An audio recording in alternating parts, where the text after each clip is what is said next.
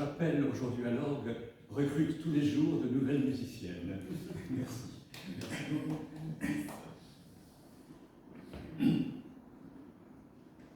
Il éveille, chaque matin, il éveille mon oreille pour que j'écoute comme écoutent les disciples.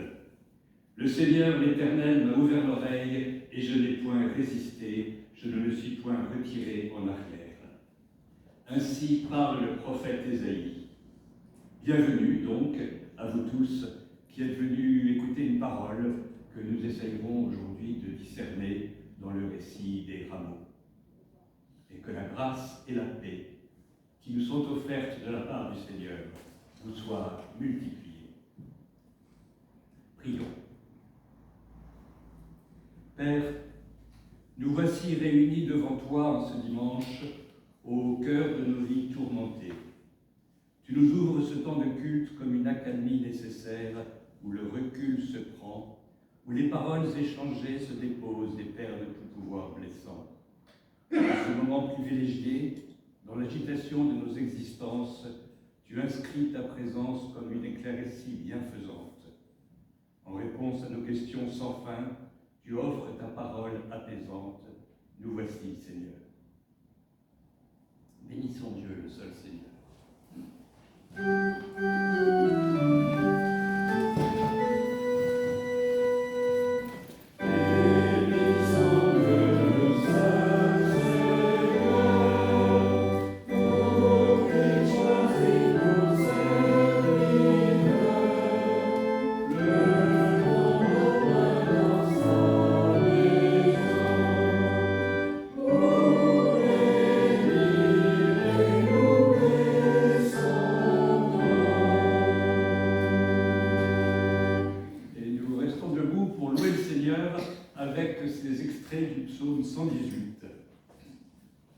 Louez l'Éternel, car il est bon, car sa miséricorde dure à toujours. Qu'Israël dise, car sa miséricorde dure à toujours. Que la maison d'Aaron dise, car sa miséricorde dure à toujours. Que ceux qui craignent l'Éternel disent, car sa miséricorde dure à toujours. Du sein de la détresse, j'ai invoqué l'Éternel. L'Éternel m'a exaucé et m'a mis au large. L'Éternel est pour moi, je ne crains rien. Que peuvent me faire les hommes? L'Éternel est mon secours, et je me réjouis à la vue de mes ennemis. Mieux vaut chercher un refuge en l'Éternel que de se confier à l'homme. Mieux vaut chercher un refuge en l'Éternel que de se confier au grand. Je te loue, cet Éternel, parce que tu m'as exaucé, parce que tu m'as sauvé. La pierre pour rejeter ceux qui baptisaient est devenue la principale de l'angle. C'est de l'Éternel que cela est venu. C'est un prodige à nos yeux. C'est ici la journée que l'Éternel a faite, qu'elle soit pour nous un sujet d'allégresse et de joie. Ô Éternel, accorde le salut. Ô Éternel, donne la prospérité. Béni soit celui qui vient au nom de l'Éternel. Nous te bénissons de la maison de l'Éternel. Tu es mon Dieu et je te louerai. Mon Dieu, je t'exalterai. Louez l'Éternel, car il est bon, car sa miséricorde dure à toujours. Et je vous propose de chanter les strophes 1, 5 et 6 de ce psaume 118. 1, 5 et 6.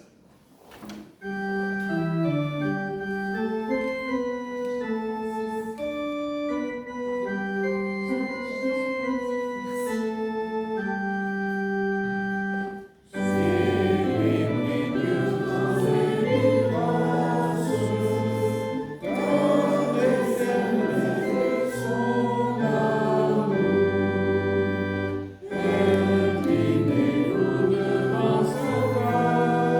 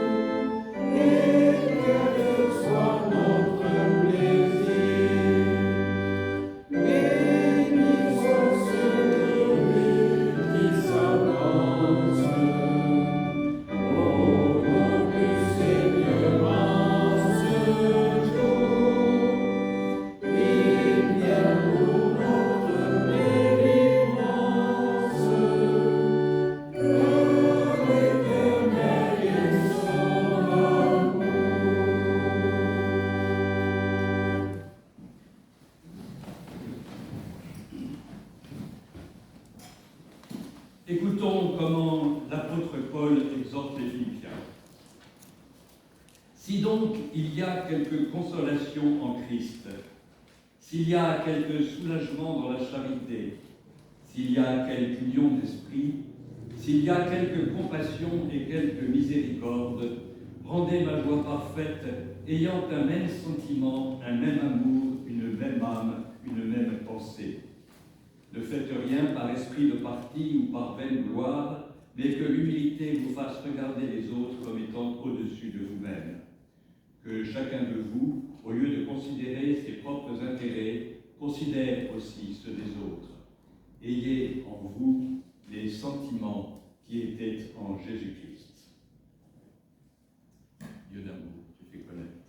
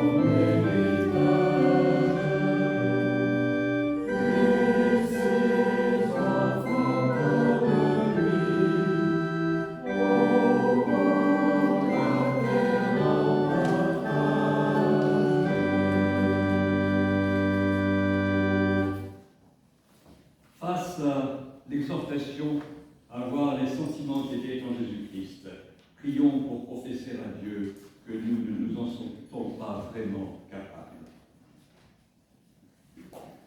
Mon Dieu, comme les foules entrant à Jérusalem, nous voulons faire route à ta suite, mais si souvent sur le chemin, nos pas sont attirés vers d'autres dieux. Nous regardons vers d'autres possibles, alors que toi seul as les paroles de la vie éternelle.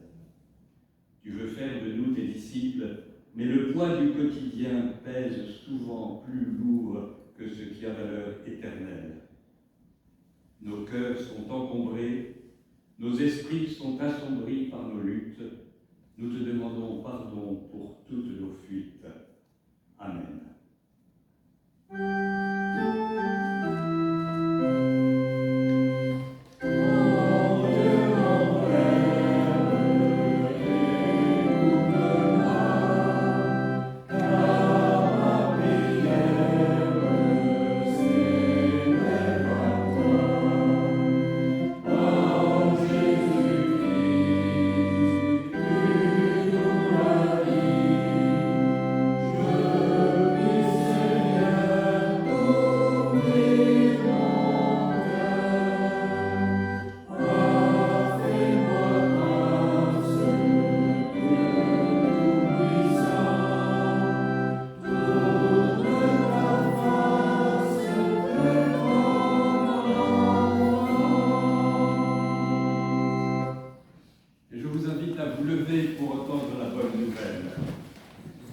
Certes, nous ne sommes pas capables par nous-mêmes d'avoir les sentiments qui étaient en Jésus-Christ, mais voilà qu'il y remédie lui-même, car existant en forme de Dieu, il n'a point regardé comme une proie à arracher d'être égal avec Dieu, mais s'est dépouillé lui-même en prenant une forme de serviteur, en devenant semblable aux hommes.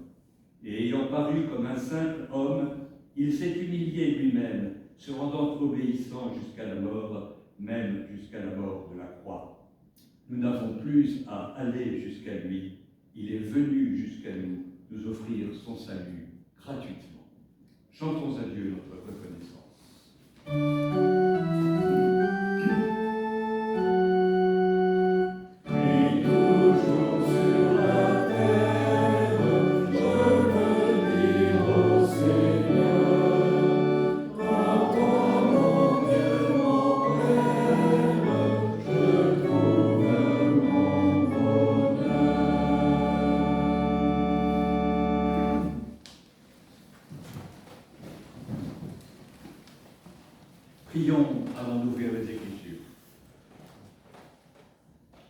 Seigneur, nous voici devant toi, prêts à entendre ta parole.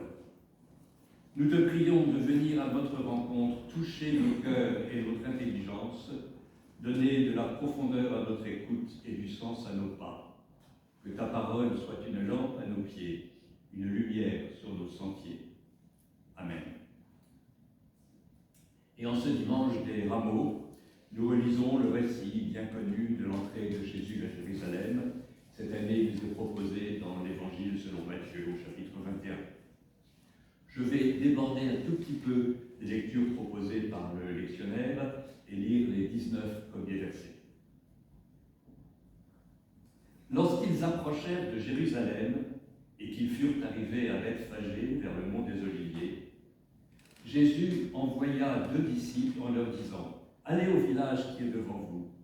Vous trouverez aussitôt une ânesse attachée et un ânon avec elle. Détachez-les et amenez-les-moi. Et si quelqu'un vous dit quelque chose, vous répondrez « Le Seigneur en a besoin » et à l'instant, il vous laissera aller. » Or, ceci arriva afin que s'accomplisse la parole du prophète dite à la fille de Sion « Voici que ton roi vient à toi, plein de douceur et monté sur une ânesse, sur un ânon, le petit d'une bête de somme. » Les disciples allèrent et firent ce que Jésus leur avait ordonné. Ils amenèrent l'ânesse et l'ânon, mirent sur eux leurs vêtements et les firent asseoir dessus. La plupart des gens de la foule étendirent leurs vêtements sur le chemin. D'autres coupèrent des branches aux arbres et les étendirent sur le chemin. Les foules précédaient et suivaient Jésus en criant « Hosanna au fils de David, béni soit celui qui vient au nom du Seigneur, Hosanna dans les lieux très hauts. » Lorsqu'il entra dans Jérusalem, toute la ville fut en émoi et l'on disait « Mais qui est celui-ci » Et les foules répondaient « C'est Jésus, le prophète de Nazareth en Galilée. » Jésus entra dans le temple. Il chassa tous ceux qui vendaient et qui achetaient dans le temple. Il renversa les tables des changeurs et les sièges des vendeurs de pigeons. Et il leur dit « Il est écrit, ma maison sera appelée une maison de prière, mais vous, vous en faites une caverne de voleurs. » Des aveugles et des boiteuses s'approchèrent de lui dans le temple, et il les guérit.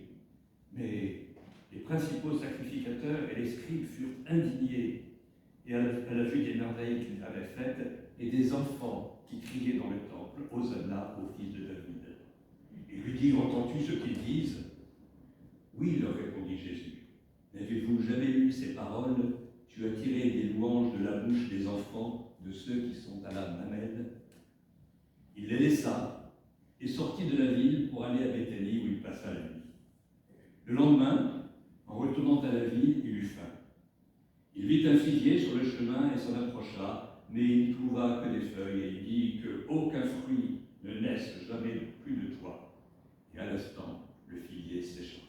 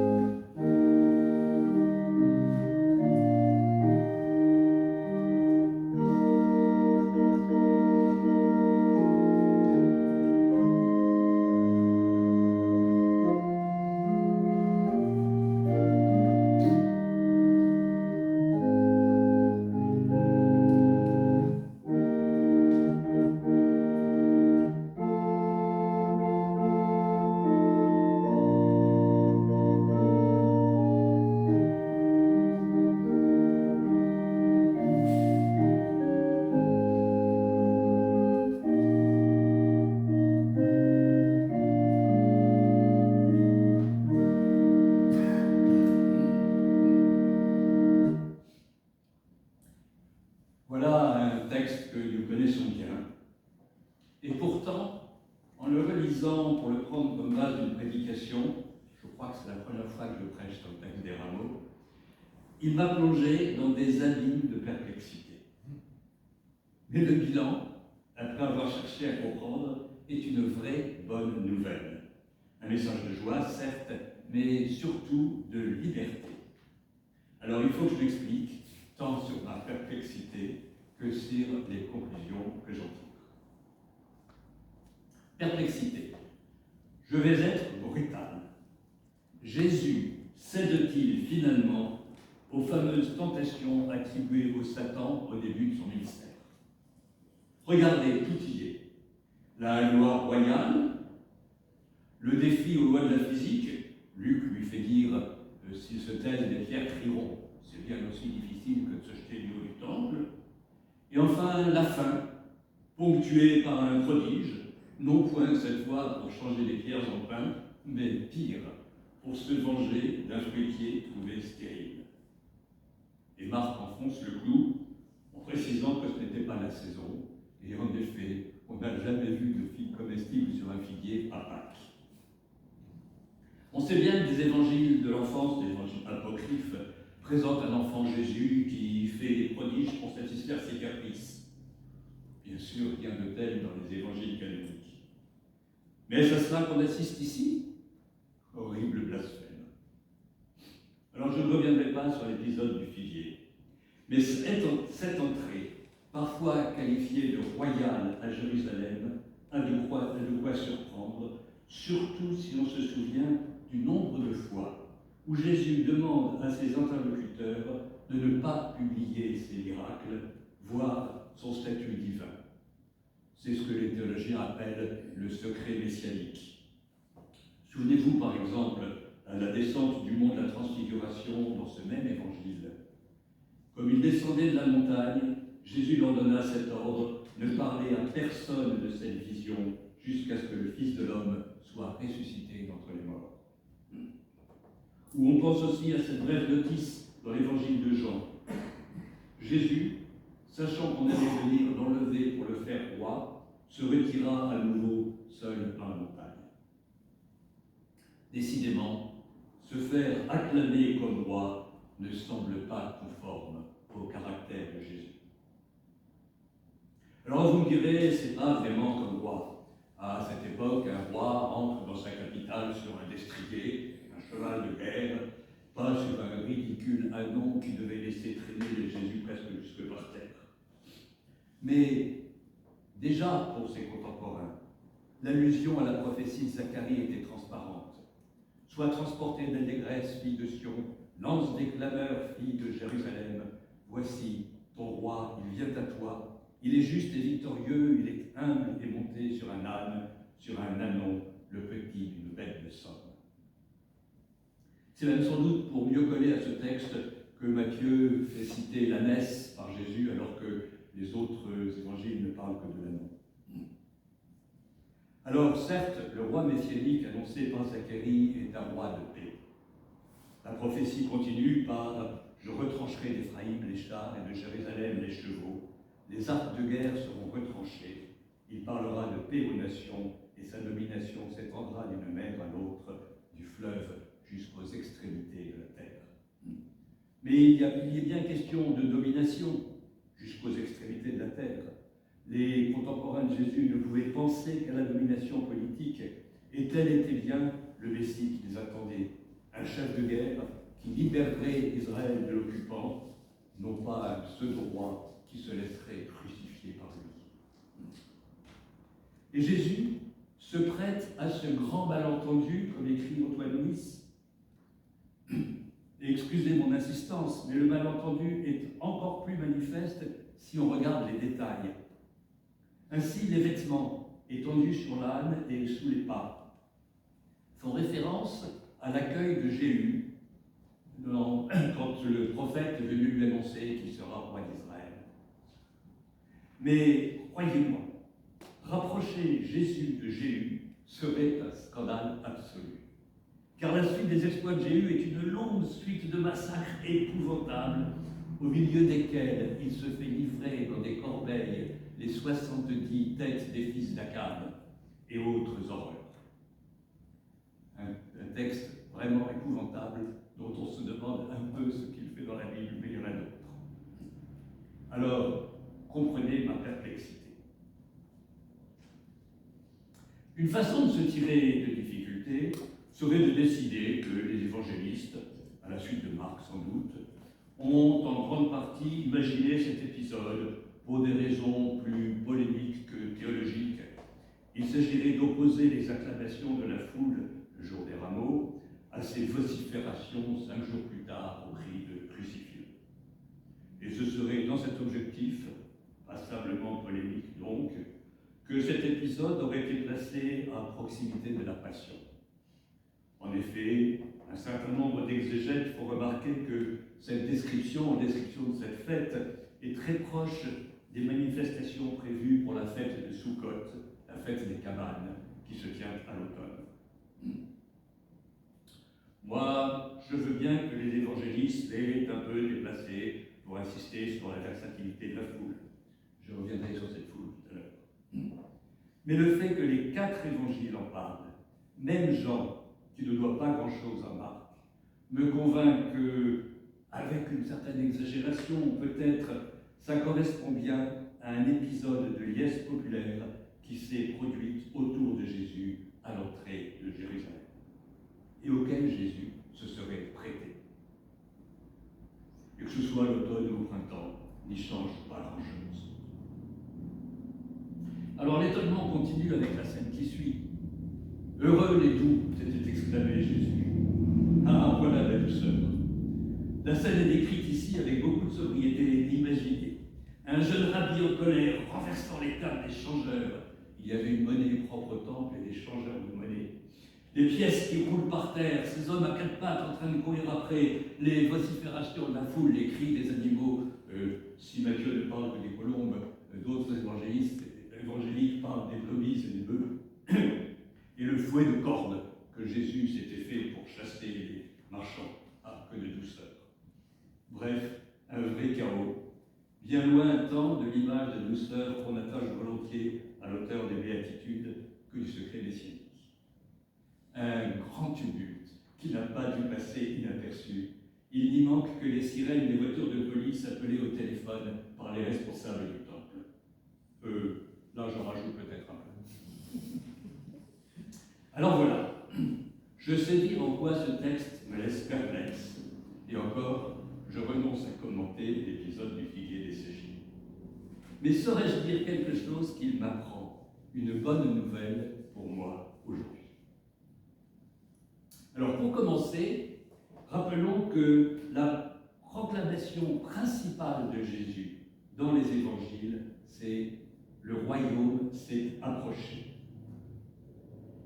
Quitte d'ailleurs à chercher à expliquer ce qu'est le royaume à l'aide de tout de suite de paraboles, dit justement parabole du royaume.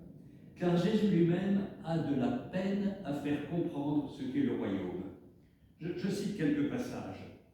Il dit encore « À quoi comparerons-nous le royaume de Dieu et par quelle parabole le représenterons-nous » Il est semblable à, et suit la parabole. Ou encore dans l'évangile de Marc, dans Luc, pardon, il dit encore « À quoi le royaume de Dieu est-il semblable et à quoi le comparerai-je » Il est semblable à, et ça suit la parabole, ou encore au verset suivant, il dit encore « À quoi comparerai-je le royaume de Dieu » Il est semblable à, etc.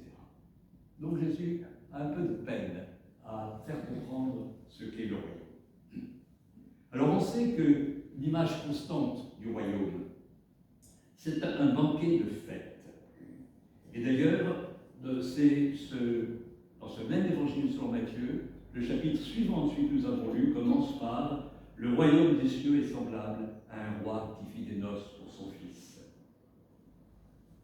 Le partage dans la joie est une caractéristique du royaume. La bonne nouvelle n'est pas triste. Alors je comprends qu'avant la fin de son ministère terrestre, Jésus ait voulu que la joie partagée puisse se manifester librement dans la liesse populaire, dans la foule enthousiaste, même si cette foule est dans le malentendu. Car en effet, avec ce psaume 118 que cite la foule, on est bien au cœur du malentendu.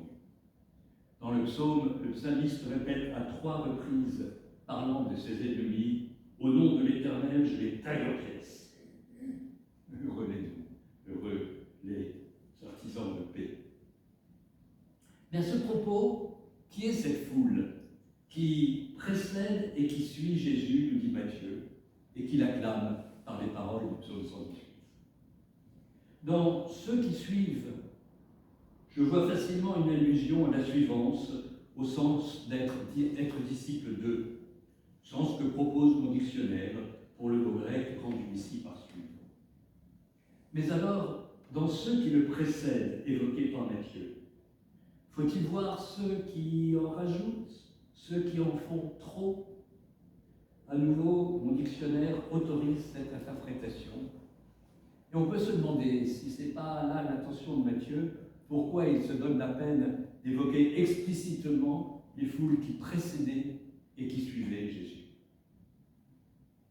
En tout cas, cette foule est clairement opposée par l'évangéliste aux principaux sacrificateurs et aux scribes, c'est-à-dire aux autorités religieuses et à leurs savants, qui vont reprocher tout ce tumulte à Jésus. Alors on a donc souvent insisté sur la versatilité de la foule, laquelle 5 jours plus tard va crier « Crucifie-le ». Mais qui nous dit que ce sont les mêmes? Ici, il s'agit de gens simples, par opposition avec les savants et les chefs. Le vendredi, il s'agira de gens manipulés par les chefs et les savants.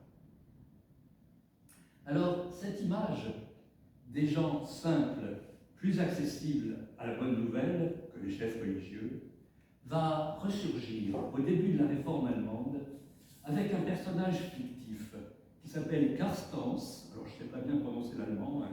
C'est un paysan plein de bon sens et doté d'une compréhension intuitive de la vérité évangélique contre l'Église établie, en l'occurrence, bien sûr, l'Église romaine.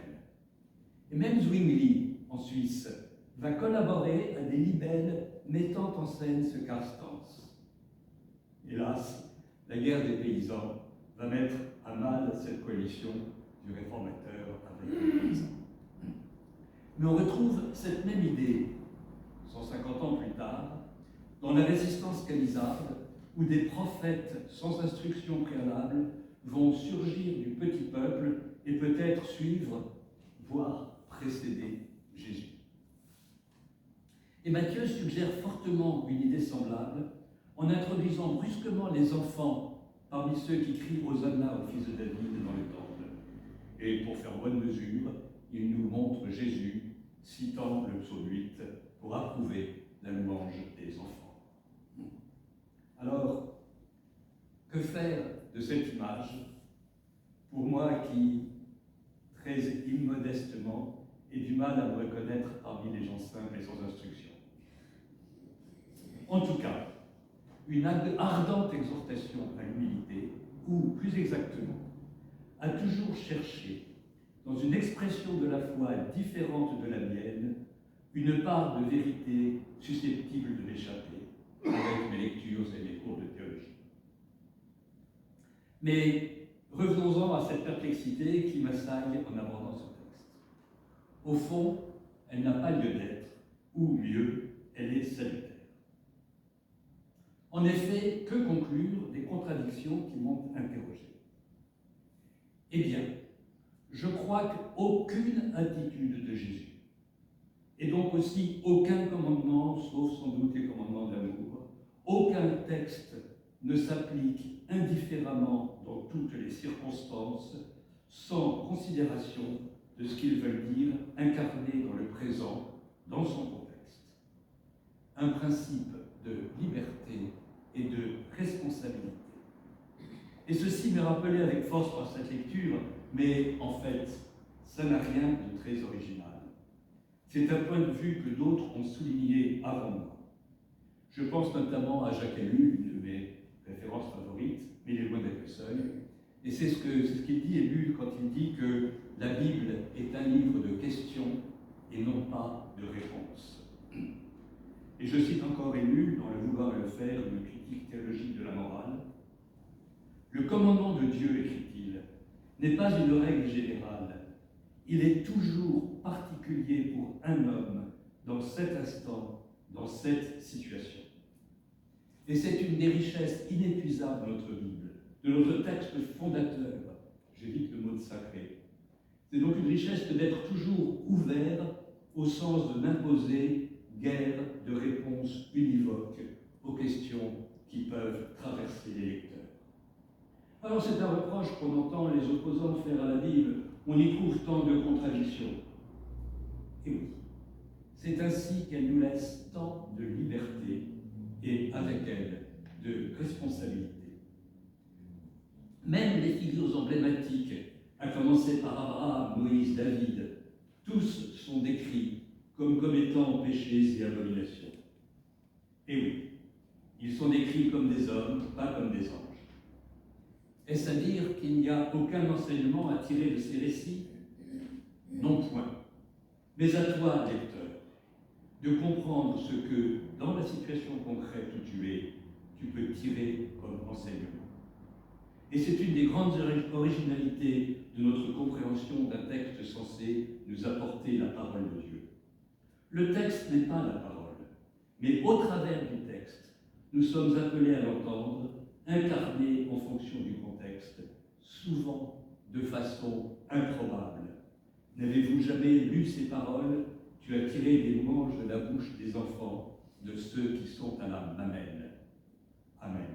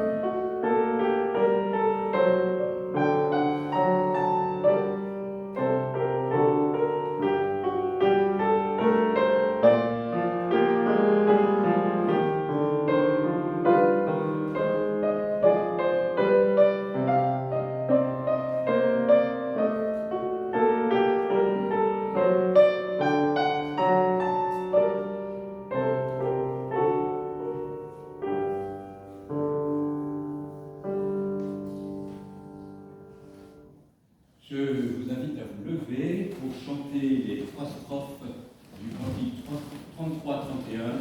On est au Rameau, on peut bien chanter du Bach. Ça nous changera, ça me divertit.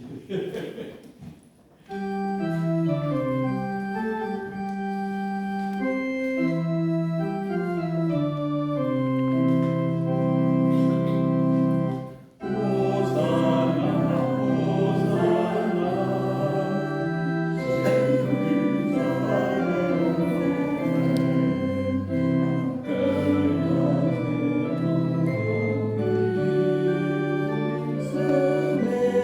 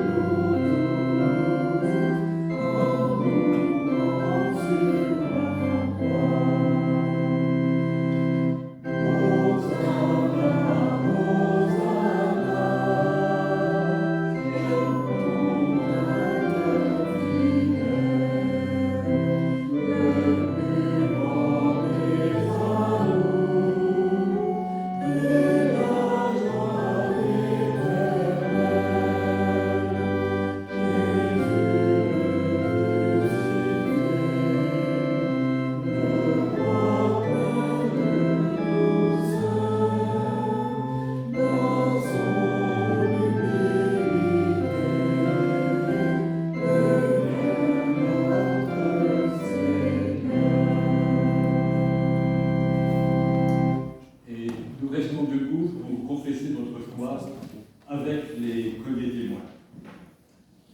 Avec Jean-Baptiste, voici l'agneau de Dieu qui ôte le péché du monde. Avec André, nous avons trouvé le Messie. Avec Nathanaël, tu es le Fils de Dieu, tu es le roi d'Israël. Avec Pierre, tu es le Christ, le Fils du Dieu vivant. Avec les Samaritains, nous savons que c'est vraiment lui le Sauveur du monde. Avec Marthe, oui Seigneur, je crois que tu es le Christ, le Fils de Dieu, qui devait venir dans le monde. Avec Jean, il est la lumière véritable qui éclaire tout homme. Avec le Père de l'enfant malade, je crois Seigneur, viens au secours de mon incrédulité.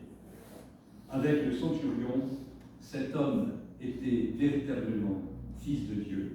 Avec Thomas, mon Seigneur et mon Dieu. Gloire soit au Père.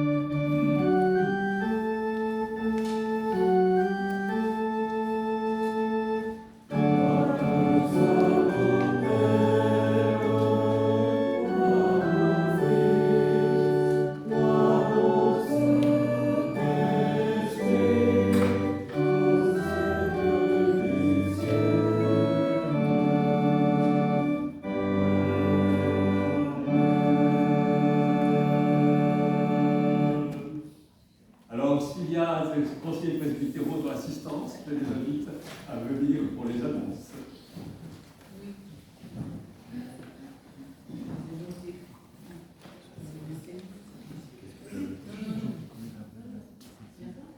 Je les avais notés, mais bon, c'est surtout je crois que pour l'étude biblique du mardi 4 à 18h30. Tout à fait. Hein, c'est ça? Ouais, et tu me dis, J'ai un culte. 1er avril. Il y a deux cultes, jeudi et vendredi. Jeudi 1er avril. Non, c'était hier. C'était hier. J'étais Jeudi, perturbé. il y a un culte ici même à 18h. Ouais. Jeudi saint. C'est le jeudi saint. Et si vous voulez vraiment, vendredi, culte de vendredi saint à 18h avance. Sinon, dimanche, le culte de Pâques aura lieu ici à la chapelle. Rassurez-vous, À 10h. présidé par notre pasteur. Voilà, qui va revenir du Canada. Professeur d'éthologie, il est Justement, il est je canadien. voulais préciser que Enrico arrive tout juste du Canada et de Rome pour l'étude biblique. Donc, si quelques-uns peuvent venir à l'étude biblique à 18h30, je pense que ça lui ferait plaisir. Plutôt que nous soyons que 2 ou 3. Voilà. Ah, mais là où 2 ou 3 sont réunis en mon nom, je suis au milieu de... On est ça. meilleurs, d'accord. Oui. C'est ça. Merci La à quantité, la Pierre. qualité. Merci à Pierre pour la belle prédication de ce jour. Bon, je tiens aussi à souhaiter la bienvenue à monsieur et madame Estrabo qui viennent de Béziers, que j'ai croisé un jour au temple à Béziers. Là où mon gamin qui a fêté son anniversaire hier, de 21 Le ans. gamin. Le gamin d'1m95, 110 kilos. Il exerce à Béziers aussi. Voilà, on aura juste besoin de quelques bras costauds pour remonter le piano tout à l'heure. Là, il faut des jeunes, pas des vieillards capucines comme moi. Et puis je voudrais rajouter que l'église pentecôtiste de Grasse, donc de l'Assemblée de Dieu, inaugure cet après-midi ses nouveaux locaux au chemin de l'Orme. Et donc je m'y rendrai rejoindre notamment Christian Barbery. Nous avons répondu à leur invitation donc, pour cette inauguration. Avec le pasteur Makete Mendy, qui est vraiment un ami. Voilà. Alors moi j'ai une autre bonne nouvelle. C'est que c'est maintenant le moment de la collecte, l'occasion de manifester votre attachement à l'Église.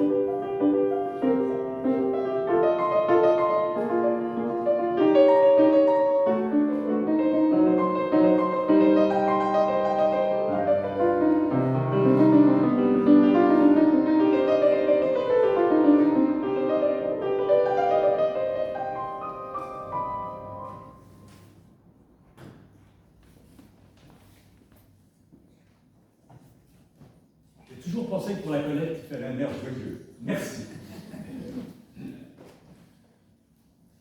Seigneur, ces dons, tout comme notre présence, sont signes de ta fidélité. À qui d'autre que toi irions-nous? Tu as les paroles de la vie éternelle. Et c'est avec des cœurs reconnaissants que nous te remettons ensemble cette contribution à la vie de ton Église. Amen. Et avant de nous séparer, élargissons notre prière au monde. Seigneur, dans la confiance en ton écoute, nous voulons te présenter tout ce qui nous touche. Nous regardons avec peine et incompréhension notre monde et ses sursauts, la violence dans les rues à nos portes et les actes de guerre au plus lointain. Seigneur, souffle un vent de paix sur notre terre, suscite des hommes et des femmes de bonne volonté, fais germer auprès des dirigeants les idées qui changent la face du monde. Nous pensons à tous ceux qui souffrent et dont nous connaissons les noms, ceux que la vie oppresse, que la maladie écrase, ceux qui sont étreints par le deuil. Seigneur, étends sur eux ta main bénissante, accorde-leur la sérénité de la foi et de l'espérance, mets sur leur chemin des compagnons à l'écoute de leurs tourments. Nous vivons dans ton Église et nous connaissons sa faiblesse et ses imperfections. Nous voudrions la rendre un témoin lumineux de ton évangile parmi nous et auprès des hommes et des femmes de notre temps. Au cœur de ton Église, Seigneur, favorise les rencontres qui vivifient. Donne-lui la joie du témoignage, l'amour de ton service, l'espérance dans la morosité des jours et l'imagination dans l'expression de la foi. Et toutes ces prières, nous les rassemblons dans celles que Jésus nous a enseignées, en te disant d'une même voix, notre Père qui es aux cieux, que ton nom soit sanctifié, que ton règne vienne, que ta volonté soit faite sur la terre comme au ciel. Donne-nous aujourd'hui notre pain de ce jour.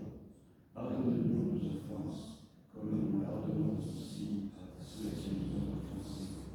Ne nous laisse pas entrer en tentation, mais délivre-nous du mal, car c'est à toi qu'appartiennent le règne, la puissance et la gloire, pour les siècles des siècles. Amen. Et je vous invite à vous lever pour chanter encore une page, les 3 strophes du cantique 33-12. Amen.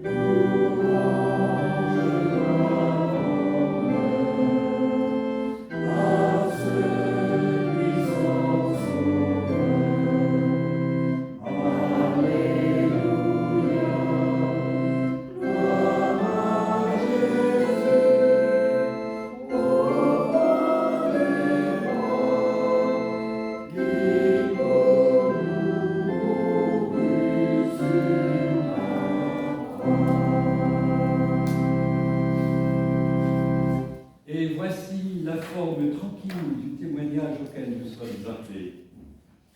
Jésus envoya 2 disciples en leur disant « Allez au village qui est devant vous. Vous trouverez aussitôt une ânesse attachée à un anon avec elle, détachez-les et amenez-les-moi. Et si quelqu'un vous dit quelque chose, vous répondrez « Le Seigneur en a besoin. » Les disciples allèrent et firent ce que Jésus leur avait ordonné. Et que la paix de Dieu, qui dépasse toute intelligence, garde vos cœurs et vos pensées en Jésus-Christ. Amen.